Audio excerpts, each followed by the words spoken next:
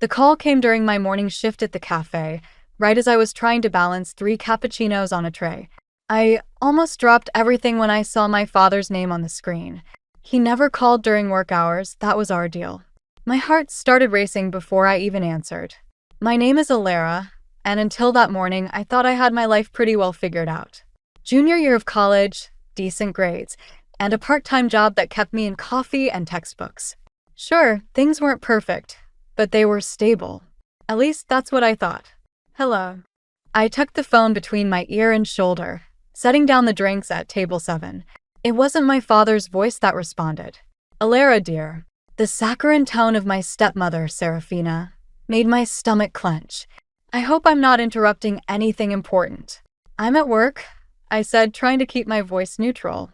3 years of practice had taught me how to handle these conversations. Is everything okay with Dad? Oh, your father is fine. She paused, and I could practically see her perfectly manicured nails drumming against our kitchen counter. I'm calling about the monthly support payments.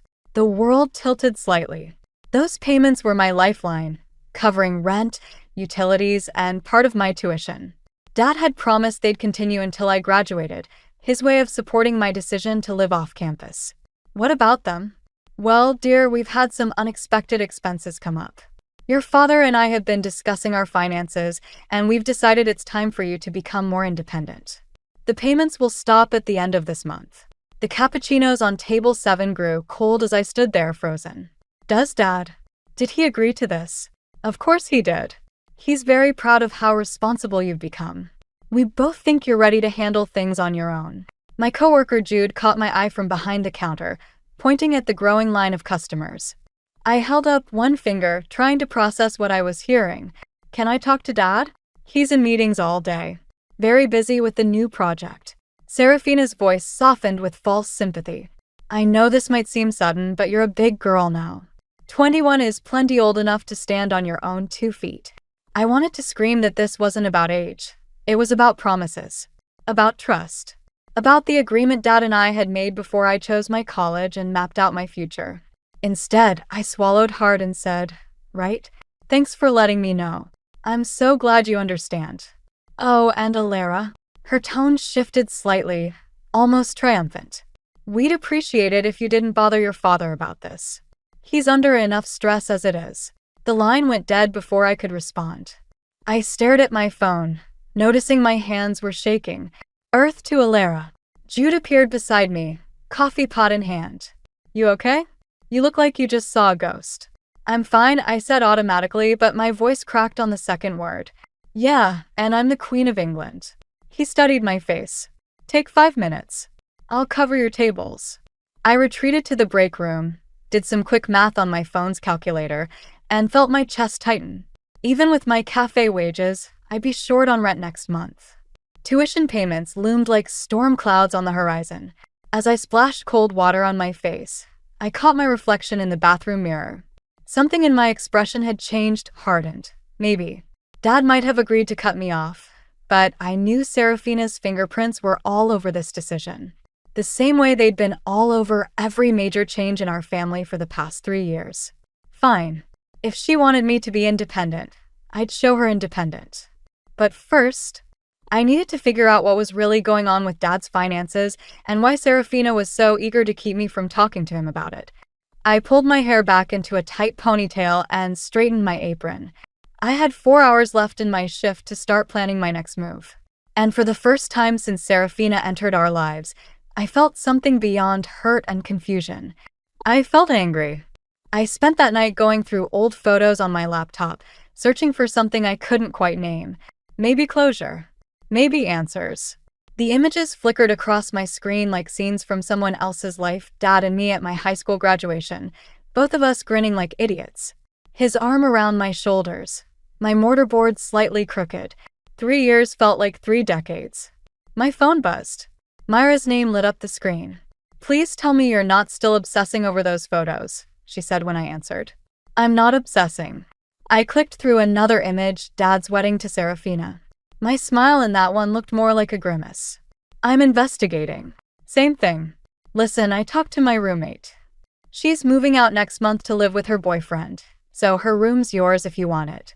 Way cheaper than your current place. I paused on a photo from Christmas 2 years ago. Dad had fallen asleep on the couch, and Serafina sat beside him, scrolling through her phone. Something about her expression made me uneasy, like she was plotting rather than relaxing. Alara? You still there? Yeah, sorry. I closed my laptop. Are you sure about the room? I don't want to impose. Stop it. You're not imposing, you're saving me from having to interview random strangers from Craigslist. Plus, you make the best coffee in town. That's just because I steal beans from work. See? You're already the perfect roommate. Criminal tendencies and all.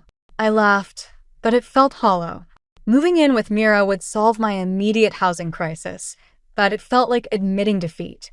Like proving Serafina right about my inability to stand on my own. I need to think about it, I said finally. Well, think fast. Term starts in 3 weeks and Mira stopped mid-sentence. Oh shit, speaking of term, have you checked your student account lately? My stomach dropped. No, why? There's some issue with the financial aid office. Everyone's getting emails about verification or something. I scrambled to open my laptop again, this time logging into my student portal. Sure enough, there was a notification, additional documentation required for financial aid processing. This can't be happening, I muttered, clicking through the requirements. They needed updated bank statements, tax returns, and my heart nearly stopped, my father's financial information. What's wrong? They need Dad's signature on some forms. And his tax returns. I ran a hand through my hair, tugging at the roots. How am I supposed to get those without telling him what's happening? Maybe this is a sign that you should tell him. You don't understand. If I tell him, Serafina will twist it around somehow. Make it seem like I'm being ungrateful or trying to cause problems. I thought about the way she looked at me during that last family dinner. Like I was an inconvenience she couldn't quite figure out how to handle. I need to handle this myself. By doing what, exactly? Before I could answer, another call came through, Dad's number. My finger hovered over the accept button. Mira, I have to go. Dad's calling. Good. Talk to him. I ended the call with Mira and took a deep breath before answering. Hey, Dad. Princess. How's my favorite daughter? The familiar nickname hit like a punch to the gut. I'm your only daughter, Dad. Still my favorite. He chuckled, and for a moment, he sounded like his old self. Listen, Serafina mentioned she talked to you about the finances. Here it was. My chance to ask him directly, to challenge what Serafina had told me. But something in his voice, a weariness I'd never heard before, made me hesitate. Yeah, she did. I kept my voice steady. It's fine, Dad. I understand. That's my girl. Always so independent. He paused. You know I'm proud of you, right? The words felt like ash in my mouth. Thanks, Dad. I have to go. Early shift tomorrow. After hanging up, I stared at my reflection in the darkened laptop screen. The girl looking back at me seemed different from the one in those old photos, harder, more determined. I opened my phone and texted Mira, I'll take the room. Then I started making a list. If I was going to figure out what Serafina was really up to, I needed more than just suspicions. I needed proof. And I knew exactly where to start looking. Moving day with Mira should have been my biggest concern, but life had other plans. I was sorting through my old room at Dad's house. He and Serafina were supposed to be at some charity lunch, when I heard voices drifting up from the backyard patio. The market's been good to us, Serafina was saying. We could easily get another 100,000 out of the investment account. I froze, box of college textbooks in my arms. Investment account? Dad had always said he kept everything in his checking and retirement funds. I don't know, honey. Dad's voice sounded strained. That money was meant for what? Alara? She's handling things just fine on her own. You said so yourself. I set the box down silently and crept closer to the window. Through the gaps in the blinds, I could see them sitting at the patio table. Serafina wore one of her designer sundresses, the kind that probably cost more than my monthly rent. Besides, she continued, the contractor needs the deposit by Friday if we want to start the renovation next month. Renovation? I thought about my student loan applications, still sitting incomplete on my laptop. The house is fine as it is, Dad said, but his tone had that familiar weakness to it. The same one he'd had when Serafina convinced him to sell Mom's old piano. Darling, we talked about this. If we're going to host the holiday party for your firm's partners, everything needs to be perfect. She reached across the table, touching his hand. Don't you want to make a good impression? This could mean a partnership for you. My phone buzzed in my pocket, probably Mira wondering where I was. But I couldn't move. Couldn't breathe. You're right, Dad sighed. You're always right about these things. Of course I am. Serafina's laugh tinkled like broken glass. I'll call the contractor today. Oh, and we should look at updating my car while the market's good. The lease is almost up, and I saw the most gorgeous Mercedes yesterday. I backed away from the window, my hands shaking. The investment account. The renovations. The new car. Meanwhile, I was working double shifts and eating ramen to make ends meet. My phone buzzed again. This time I answered. Where are you? Mira asked. Jude and I have been waiting with the truck for 20 minutes. Something came up. My voice sounded strange, even to me. I need to check something first. Check what? Alara, what's going on? I was already moving down the hallway toward Dad's home office. Remember how Dad used to let me handle some of his online banking? Back when Mom was sick. Yeah. I wonder if those login credentials still work. Alara, Myra's voice held a warning. Whatever you're thinking. I'll be there soon. I hung up before she could talk me out of it. Dad's computer hummed to life. My hands hovered over the keyboard as doubt crept in. This wasn't just snooping. This was probably illegal. But then I remembered Serafina's casual mention of another 100,000 while I was drowning in financial aid forms. The old password worked on the third try. Within minutes, I was staring at account statements I'd never seen before. Investment accounts, hidden savings, and, oh my God, I whispered. There it was, a recurring monthly transfer to my old account, the one Dad had set up for my college expenses. The same amount as always, every month like clockwork. The money hadn't stopped at all. It was being redirected to an account in Serafina's name. Footsteps on the stairs sent me scrambling to close windows and shut down the computer. I barely made it back to my room before I heard them in the hallway. Oh. Serafina's surprise sounded perfectly rehearsed when she saw me. We didn't know you were here, dear. Just getting the last of my things. I hefted the box of textbooks, grateful it hid my trembling hands. Dad smiled, but it didn't reach his eyes. Need any help? No thanks. I managed a tight smile. I've got it under control. And I did. For the first time since this whole mess started, I knew exactly what I was dealing with. The question now was, what was I going to do about it? As I walked past Serafina, she gave me one of her practiced smiles. She had no idea I'd just discovered her secret. No idea what was coming. That would change soon enough. The bank statement felt heavy in my hands as I sat in Myra's living room, surrounded by half-unpacked boxes. 3 months of redirected payments, each one a betrayal in neat, digital numbers. My fingers traced the routing information, memorizing Serafina's account details like a battle plan. You need to tell your dad, Mira said, perched on the arm of the couch. This is literally theft. It's not that simple. I folded the paper carefully, tucking it into my laptop case. If I go to him now, Serafina will just spin some story about protecting the money for my future, or whatever garbage she's good at making up. My phone lit up with a text from Jude. Your stepmother's here. Ordering your usual table's worth of fancy lattes. I sat up straighter. Serafina never came to my side of town unless she wanted something. The cafe was only 2 blocks away. I have to go, I said, already reaching for my shoes. Mira grabbed my arm. Wait, what are you planning? Nothing. I just need to see something. The walk to the cafe felt like crossing a battlefield. Through the front window, I could see Serafina holding court at my regular table, her designer handbag occupying the chair where I usually sat. Jude caught my eye as I entered, giving me a subtle nod.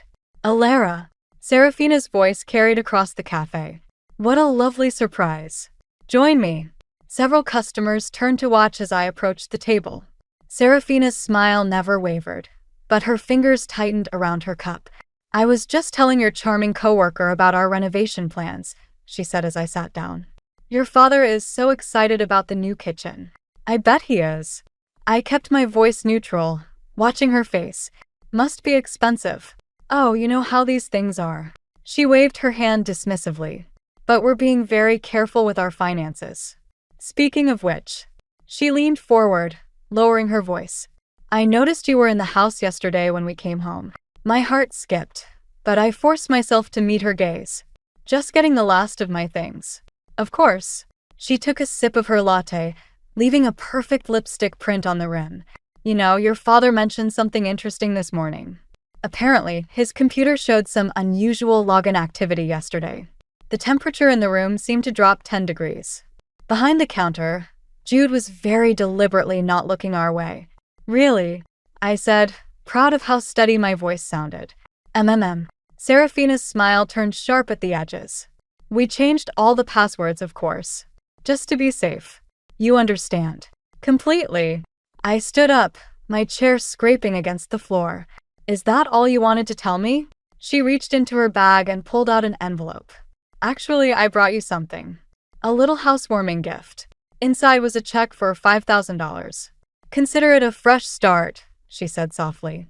A chance to prove you really can be independent, without needing to investigate things that don't concern you. The check burned in my hands. $5,000, enough to cover next semester's tuition deposit, with some left over for books. All I had to do was take it and walk away.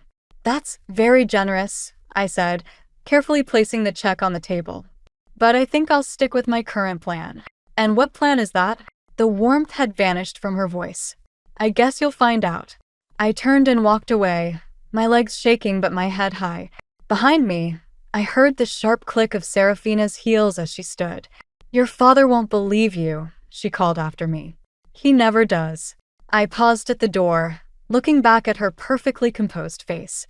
We'll see about that. Outside, the afternoon sun felt too bright, too harsh. My phone buzzed with a text from an unknown number. Smart girl. But this won't end well for anyone. Think about your father. I took a screenshot of the message before blocking the number. Serafina thought she was warning me off, but she just made a crucial mistake. She'd shown me she was scared. Now I just had to figure out exactly what she was scared of. I found the first letter while helping Jude sort through old mail at the cafe. It was addressed to my father, postmarked 3 months ago, from his company's accounting department. My hands trembled as I slid it into my apron pocket. You know that's a federal offense, right? Jude said, but his eyes were kind. Added to my growing list of crimes. I tied my hair back, preparing for the morning rush. Did you know Serafina's been coming in every day this week? Yeah, always when you're not here. Asking weird questions about your schedule, your friends. He hesitated. Your dad came in yesterday too. My stomach lurched. What? Why didn't you tell me? Because he looked terrible, Alara. Like he hasn't slept in days. He kept asking if you seemed okay, if you needed anything. The morning crowd started filtering in before I could respond. As I worked the espresso machine, my mind raced. Dad never came to this part of town unless he had to. And he definitely never checked up on me through other people. During my break, I opened the letter. Inside was a notice about unauthorized changes to Dad's retirement account beneficiaries. All funds had been redirected to a single beneficiary, Serafina. My phone buzzed a text from Mira. 911. Your stepmom's at our apartment. I nearly dropped the phone. What? Why? Says she's dropping off more of your stuff. But she's just sitting here, asking questions about your classes, your study habits. It's creepy. Don't tell her anything. I'm on my way. Wait, there's something else. She mentioned your mom. I froze halfway through untying my apron. What about her? Something about your mom's old medical bills. Said your dad's still paying them off. That couldn't be right. Mom's insurance had covered everything. I'd helped with the paperwork myself. Get her out of there, I texted back. I don't care how. Just get her to leave. Alara. Jude's voice made me jump. He was holding out a fancy envelope. She left this for you this morning. Said it was important. Inside was an invitation to Dad's firm's holiday party, scheduled for next month. A handwritten note in Serafina's elegant script read, "Families should stick together. Last chance to make the right choice." I need to leave early, I said, crumpling the invitation. Already cleared it with management. Jude grabbed my bag from under the counter. But first, there's something you should see. He pulled up a social media post on his phone, a photo from one of Dad's colleagues. It showed Serafina at some charity event last week, wearing a diamond necklace that looked eerily familiar. Isn't that your mom's? Jude zoomed in on the image. You showed me a picture once, remember? The necklace had been my grandmother's, passed down to Mom. Dad had kept it in his office safe after she died, promising it would be mine someday. My vision blurred. She's not just stealing money. She's erasing everything. What are you going to do? Before I could answer, my phone lit up with a call from Dad. As I stared at his name on the screen, another text from Mira came through. She's going through your room, looking for something specific. The letter about the retirement account felt heavy in my pocket. Whatever Serafina was searching for, she was getting desperate. And desperate people made mistakes. I'm not answering, I said, declining Dad's call. Not yet. Alara, Jude's voice held a warning. I know what I'm doing. I hoped I sounded more confident than I felt.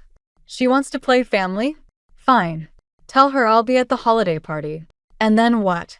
I thought about Mom's necklace, about the redirected payments, about Dad's exhausted face asking strangers if I was okay. Then I show everyone exactly who Serafina really is. I grabbed my bag and headed for the door, starting with what's in that safe. As I left, my phone buzzed one final time. A text from an unknown number. You're just like your mother. She didn't know when to stop either. The threat was clear. But Serafina had made a crucial mistake. She'd mentioned Mom's medical bills, files I knew better than anyone. Now I just had to prove what I'd suspected all along. Those bills she claimed Dad was still paying didn't exist at all. The hospital records were gone. Not just misplaced or misfiled, completely erased from the system. I sat in my old volunteer coordinator's office, staring at the empty search results on her computer screen. I'm sorry, Alara, Susan said, genuine concern in her voice. The records from your Mother's Day should be here, but... She gestured helplessly at the screen. It's like they never existed. My hands clenched in my lap. When was the last system update? 3 months ago. She checked her calendar. Right after that new privacy compliance initiative. The same time Serafina had started redirecting Dad's payments. The same time she'd begun talking about Mom's supposed ongoing medical bills. My phone buzzed, Dad calling again. 4th time today. I silenced it just as Myra's text came through. Police just left our apartment. Someone reported suspicious activity. The fluorescent lights suddenly felt too bright, the office too small. Thanks, Susan. I need to go. Outside, the November wind cut through my jacket. I'd spent my entire weekend searching for proof, bank statements, insurance records, anything to show what Serafina was really doing with Dad's money. But she'd been thorough, erasing evidence faster than I could find it. My phone rang again. Jude this time. She's here, he said without preamble. At the cafe. With your dad. My heart stopped. What? They're asking about you. About whether you've seemed unstable lately. She's showing him something on her phone, texts, or emails, I think. Of course. All my desperate searches, my clumsy attempts at investigation. She'd been tracking everything, building her case while I built mine. Don't go back to your apartment, Jude continued. Mira says they took your laptop. They what? My voice cracked. All my screenshots, the bank statements, the letter about the retirement account, everything was on that laptop. Your stepmom suggested it. Said she's worried about your mental health, that you've been obsessing over conspiracy theories about her. I leaned against a nearby wall, suddenly dizzy. What did Dad say? He looked convinced. Alara, I think you need to. The call dropped.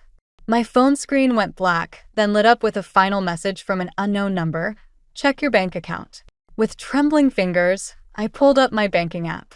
My modest savings, my carefully budgeted checking account, both completely empty. A single transaction note appeared on each, account frozen pending investigation. My vision blurred. Without that money, I couldn't pay for next semester. Couldn't buy groceries. Couldn't even buy a bus ticket home if I wanted to. A new text from Mira. They're saying you hacked your dad's accounts. That you're the one who's been stealing money. Serafina has proof. Of course she did. She'd probably been planning this since the day I discovered those transfers, waiting for me to make exactly these moves. Every attempt I'd made to expose her had only given her more ammunition. My phone rang one final time, Dad again. This time I answered. Princess. His voice was soft, worried. We need to talk about what's been going on. Dad, whatever she told you. I've seen the evidence, sweetheart. The unauthorized account access, the obsessive behavior, the paranoid accusations. He sighed heavily. I know losing your mom was hard, but this isn't the way to handle it. This isn't about mom. But even as I said it, I realized that's exactly what Serafina wanted him to think, that I was just a grieving daughter. Lashing out at my stepmother, inventing conspiracies to cope with loss. Come home, he said. We'll get you help. There's a great therapist that Serafina knows. I hung up, sliding down the wall until I hit the sidewalk. She'd won. Everything I'd tried to prove had been turned against me, making me look exactly like what she'd claimed, an unstable, jealous kid who couldn't accept her new stepmother. My phone lit up with one final message from Serafina herself. The holiday party is tomorrow night. Come home now, apologize publicly, and this all goes away. Or don't, and see what happens next. Your choice, dear. I stared at the message until the screen went dark, reflecting my own defeated face back at me. She'd taken everything. My money, my credibility, my relationship with Dad. Everything except my next move. The holiday party buzzed with forced laughter and clinking glasses. I stood in the entrance of Dad's renovated living room, wearing Mom's old black dress, watching Serafina hold court near the fireplace. Mom's necklace glittered at her throat. You came. Jude appeared beside me, looking uncomfortable in his borrowed suit. Are you sure about this? I clutched my phone tighter, feeling the weight of the email I'd just received. Did you bring what I asked for? He slipped a USB drive into my hand. Security footage from the cafe. Every conversation she's had there for the past month. Alara. Dad's voice boomed across the room. He hurried over, relief evident on his face. I'm so glad you decided to. Is that my necklace? The words came out sharper than I intended, cutting through the party chatter. The room quieted. Serafina touched the diamonds at her throat, her smile never wavering. Wyatt gave it to me, dear. A birthday present. Really? I pulled out my phone. That's not what the insurance company says. Her smile flickered. Dad looked between us, confusion creasing his forehead. What are you talking about? The necklace was reported stolen 3 months ago. I held up my phone showing the email, along with several other pieces of Mom's jewelry. The claim was filed under your name, Dad. But you didn't file it, did you? Serafina. Dad turned to his wife. What is she talking about? She's obviously confused again. Serafina stepped forward, reaching for Dad's arm. Remember what the therapist said about the therapist you invented? I pulled up another email. The one whose bills you've been charging to Dad's account? I called the office. They've never heard of him. The party guests had gone silent, watching the scene unfold. Serafina's perfectly manicured nails dug into Dad's sleeve. While we're talking about bills, I continued, let's discuss Mom's medical expenses. The ones you told Dad he was still paying off. I turned to Dad. Did you ever actually see those bills? They're handled automatically, he said slowly. Serafina set up the payments. Because there are no bills, Dad. I have proof from the hospital. Everything was paid in full before Mom died. The money's been going somewhere else. Enough. Serafina's voice cracked like a whip. Wyatt, she's clearly having another episode. We should. Should what? I stepped closer. Call the police? Like you did yesterday? Funny thing about that, they're very interested in the fraud complaints I filed this morning. Especially the part about you impersonating Dad to redirect his accounts. Dad pulled away from Serafina, his face ashen. What accounts? Show him, I told Jude. He connected the USB drive to the TV, pulling up security footage from the cafe. There was Serafina, clearly visible, using Dad's phone to access his banking app while he was in the bathroom. You don't understand, Serafina said, but her composure was cracking. I was protecting us, building a future. By stealing my college fund? By having my accounts frozen. The anger I'd been holding back finally broke through. By wearing my dead mother's jewelry while telling Dad I'm crazy? Wyatt, she turned to my father, desperate now. I can explain everything. The money's still there, Just what? Dad's voice was quiet, dangerous. Just stole from my daughter? Just lied about my late wife's medical bills? just tried to convince me our child was mentally ill. The necklace at Serafina's throat suddenly looked like a noose. She reached for the clasp with trembling fingers. "Keep it," I said coldly. "The police will want it as evidence anyway." The sound of sirens filtered through the party's stunned silence. Serafina's face went pale. "I did everything for us," she whispered, but she wasn't looking at Dad anymore. She was looking at me. "You have no idea what it's like to have nothing. To need to protect yourself." "You're right," I said. "I don't know what that's like. But I know what it's like to lose everything. And now, so will you." The police entered as Serafina sank into a chair, her perfect world crumbling around her. Dad moved to stand beside me, his hand finding mine for the first time in years. The necklace caught the light one last time as they led her away, diamonds sparkling like tears. Spring came early that year. I sat in Dad's garden, watching him struggle with Mom's old rose bushes. 3 months had passed since Serafina's arrest, but some wounds were still fresh. "You're doing it wrong," I said, moving to help him with the pruning shears. "Mom always cut at an angle, remember?" He handed me the tools without argument. We worked in comfortable silence until his phone buzzed. Another email from Serafina's lawyers. "They're offering a plea deal," he said, not looking up from the roses. "She'll return everything she took, plus interest." "In exchange for what?" "We dropped the additional fraud charges. Let her serve a shorter sentence."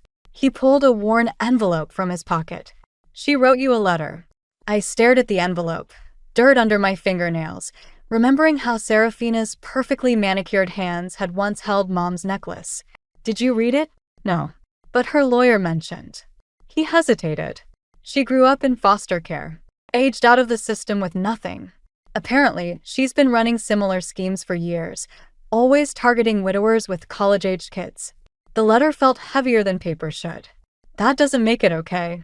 "No, it doesn't." Dad touched one of Mom's roses. "But it might help explain some things."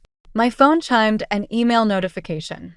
I'd been getting a lot of those lately, ever since the story broke. Local newspapers loved the drama. Wealthy widow's daughter exposes stepmother's fraud ring. The university had even featured me in their alumni newsletter after I won the emergency scholarship. "Jude asked me out," I said suddenly, surprising myself. "For coffee. Somewhere that isn't the cafe." Dad smiled, a real smile, like the ones from before. "Smart boy. Took him long enough. I haven't said yes yet. But you will." He gestured at the garden. "You're your mother's daughter. You never could resist fixing broken things." I looked down at Serafina's letter, still unopened. "Some things can't be fixed, Dad." "No," he agreed. "But they can be understood. Sometimes that's enough." Later that evening, I sat in my new apartment, a small studio I could afford with my reinstated college fund and cafe wages, and finally opened the letter. Serafina's elegant handwriting filled the page. "Dear Alara, you remind me so much of myself at your age. The determination. The need to protect what's yours. I saw it the moment we met, and it terrified me. I thought I could control you the way I controlled everything else in my life. I was wrong. I won't ask for forgiveness. What I did to you, to your father, to the memory of your mother, it's unforgivable. But I want you to know that the fear never goes away. The fear of losing everything, of returning to nothing. I thought having money would fix it. I was wrong about that too. You're stronger than I ever was. You fought for your family instead of trying to replace it. Keep fighting." Yes. I folded the letter carefully and reached for my phone. Jude's number was still up on the screen, waiting for my response about coffee. "Hey," I typed. "Tomorrow works. But not at our cafe. I know a better place." The garden center down the street had a small coffee shop. Mom used to take me there when I was little, letting me pick out seeds for our section of the garden. Dad had forgotten about it over the years, but I hadn't.